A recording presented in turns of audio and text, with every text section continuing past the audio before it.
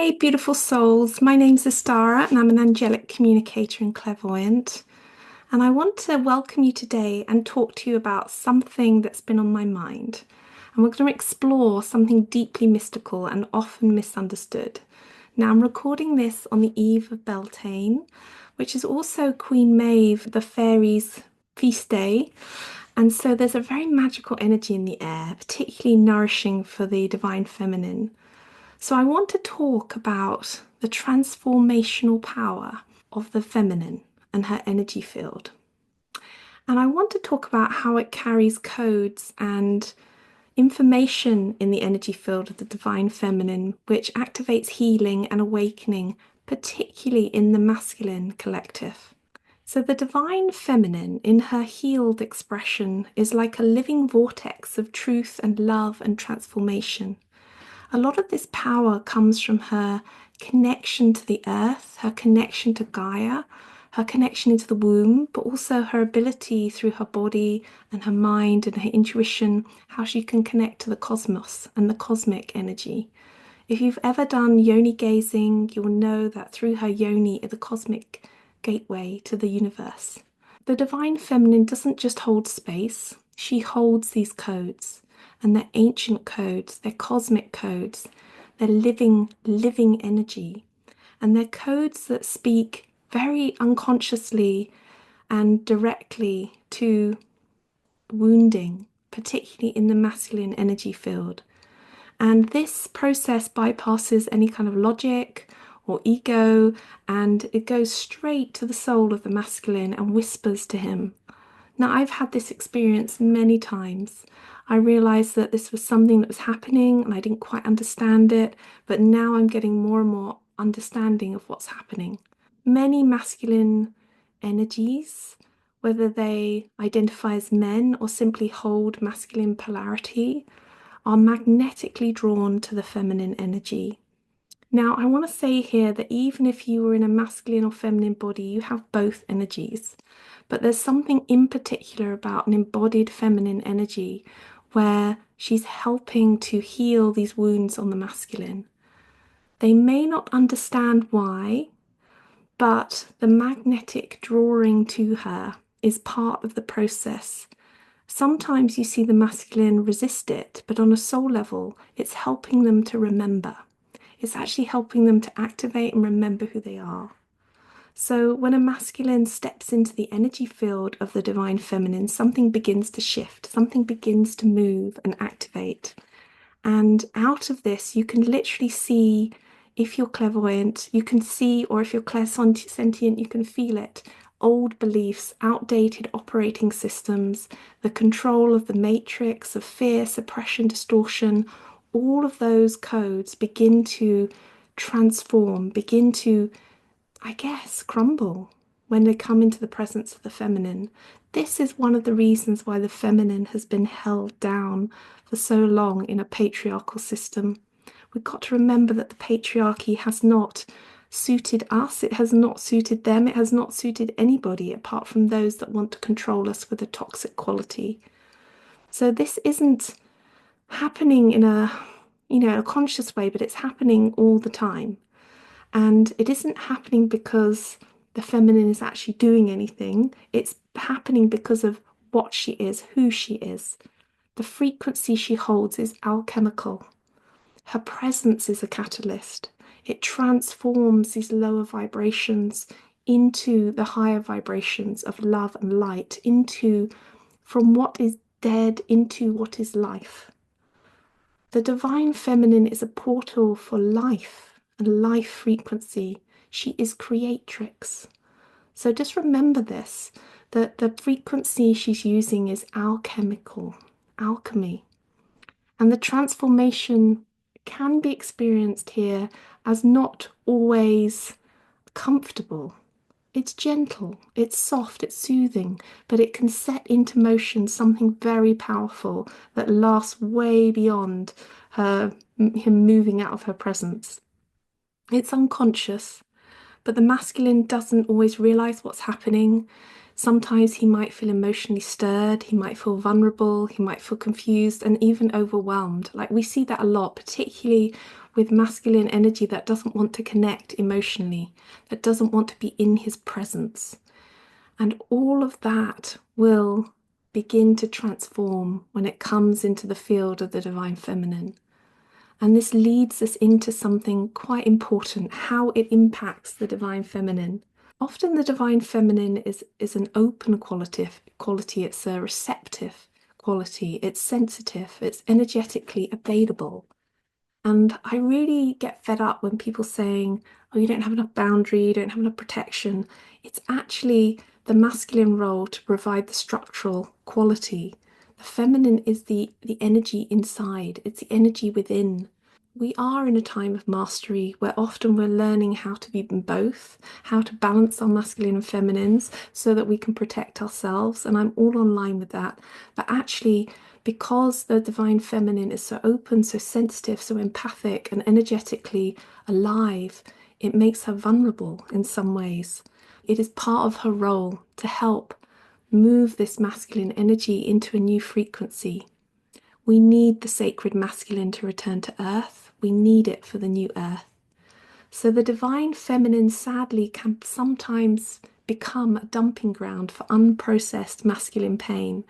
And we have to be aware of this. And this is part of one of the processes that we've seen in the patriarchal, where the feminine body has been used as a dumping ground for toxic masculine.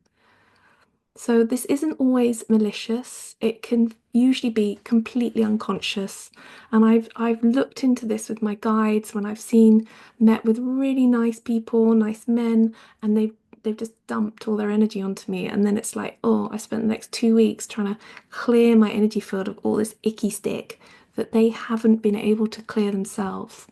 And this video actually comes out of an experience like that. And when I began to look at it and, separated from that feeling of victimness, like when someone just empties their cart of crap on you, I realized that what was happening was my energy was transforming it. My energy was alchemizing it and taking that ick. And the reason I was tired, the reason I was exhausted, the reason I felt like I'd been poisoned was because my body was transforming it. My energy field was taking the time to take that matter and deconstruct it, dematerialize it. That's essentially what was going on. And then I had to rebuild my energy again. So I want to say here, it's not always malicious. In fact, it's usually unconscious.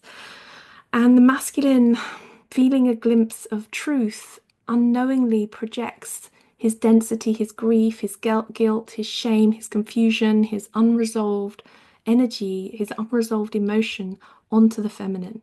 So emotion is energy in motion, it's astral energy. So it is palpable. You can feel it. If you're an empath, particularly if you're a spiritual empath, you feel it, you know it's there. So the feminine's aura absorbs it like a sponge and often can feel very saturated and drained and heavy for days. She may not even realize why. And that's partly why I'm doing this video, because I want to empower the divine feminine. I want to let you know that this is, yes, a natural process, but also a process that leaves one vulnerable. And it can often feel like you're carrying someone else's emotional debris. That's because you are. In your field, in your energy field, you are transformational by nature. You are coded to transmute, to take what is no longer aligned and shift it into something which is sacred. She knows how to move stuck energy. You are in energy mastery, but it's the divine feminine quality. The sacred masculine has his own quality, and I will do a video on that. But at a soul level, the masculine energy recognizes this. It's a deep knowing within him, and he leans into her field for healing. Sometimes without asking, sometimes without giving anything in return. And this is where we need to look at what's proper, what's right, what's healing, what's not, and put in some really good boundaries. But the feminine must understand this dynamic is not sustainable without finding some awareness within your field, because you could become saturated for a long time. And you're not here to carry the entire collective pain of everybody. You're here to awaken it, to mirror it, and guide it home to truth. So if you're on a twin flame journey, you might be doing some of this already, but knowing that actually your sacred masculine, your partner, if you're on a soulmate relationship, your husband, you do not have to carry that energy. There can be an agreement between you, but actually we need to learn how to deal with this so that it doesn't saturate us. So if you identify with a divine feminine pathway, you must remember that you are very powerful, you are magnetic, and yes, you are a channel for deep healing. But that healing needs to come in a way that it's not at the cost of your own vitality, and that you can form an energetic boundary. You can become conscious of who is coming into your field and what is not. I'm not saying that you can always block it. It's not always easy, but what I'm good at is showing you energy techniques to clear it very quickly so that it doesn't knock you out for days. It's time to return to this understanding, this clarity around what does not belong here, what is not belonging in your field, what is yours and what is not yours. To not look at it with judgment, but with sovereignty and compassion. Because actually, that's the important flip on this, is that if you don't look at it with sovereignty and compassion, you can go into victimhood, which is not what this is about. So let's have an understanding here that your masculine, you can let him transform, and whoever you come in connection with, because they need to transform, they desperately need to transform. But let him also do his part. Let him rise, let him reclaim. And you're not here to carry him. You are not here to carry him. Beloved sister, you are here to ignite him. You're here to awaken and set that flame inside of him alight so he can come into his own power. We are seeing so many disempowered masculines, and we need to change this up.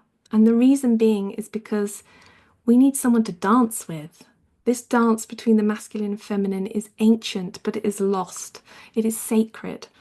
And while it can sometimes feel like at the moment it's heavy and imbalanced and like what's going on, where are all the men, where are all the healthy men, where are all the healthy masculines, and sometimes where are the healthy feminines? It's this huge distortion pattern that we're all playing out here. And so we're trying to heal this and alchemize it, and you're not alone. It's all part of a greater plan, and that's to restore sacred union between the sacred masculine and the divine feminine, and between everyone, between ourselves, with ourselves, and our partnerships with everyone.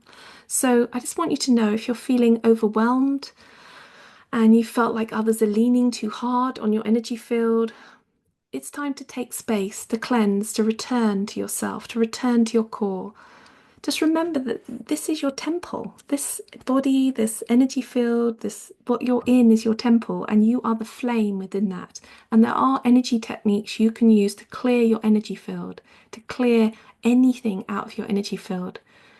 And the world is needing this. It's needing it all the time. The more we do this, the better we're good at it. It's energy mastery. So thank you for listening. Thank you for being here. If you're interested in my work, come join a workshop. I'm doing a Divine Feminine Pathway. I'm doing one at the College of Psychic Studies in London in May.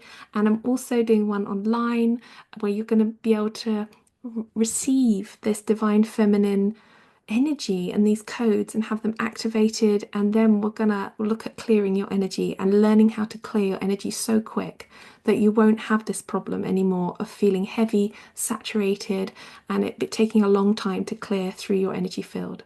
So with lots of love, until next time, many blessings. Enjoy Beltane and enjoy who you are.